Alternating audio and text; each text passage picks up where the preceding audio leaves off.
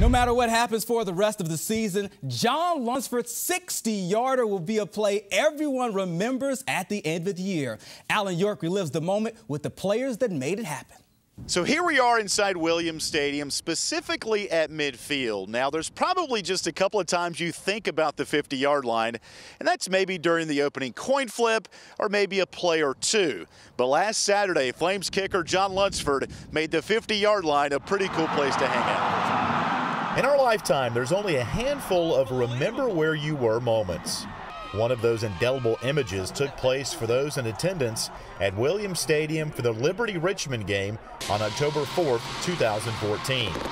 The Flames, down by 3, had the ball on the Spiders' 43-yard line with 1.8 seconds left. Liberty had two choices: throw a desperation Hail Mary on the game's final play, or attempt what would be a school and Big South record 60-yard field goal. But I mean, as soon as I heard score team, that's kind of when I really started focusing on, like, okay, you know what, like, my team is counting on me. I can't psych myself out.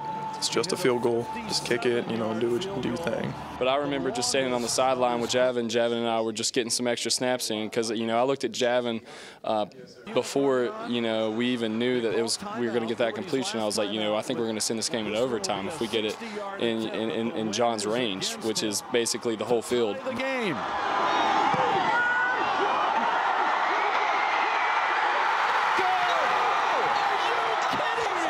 My ball was naturally drawing to the right, and I knew from a farther distance it was going to draw more.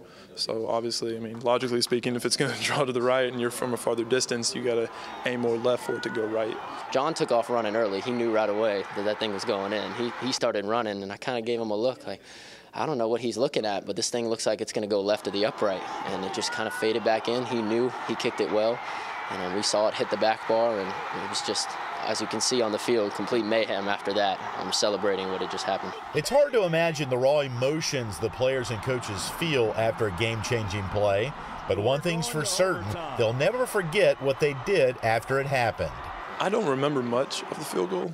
All I remember is running, you know, randomly after, because I really didn't know what else to do. My whole body went numb after I saw the ref's hands up. It's funny, if we actually have any tape on that, I think I'm just running around by myself. And I think I threw my helmet off to the side and stood up on a bench, and people came over and congratulated me on the snap. And, you know, I didn't really care about that. I just cared that, you know, we sent it into overtime. That was just pure pandemonium. I remember trying to find John, and obviously there was a lot of guys that were surrounding him, so I just kind of stood over to the sideline and waited for him to come back over, and I grabbed him by the helmet, by the face mask, and said, "That's a heck of a kick." And I just looked him in the eyes and said, "Make sure that you give God the glory for what just happened here tonight, because it was an incredible display of the talents that he's given you." For Game On, I'm Alan York.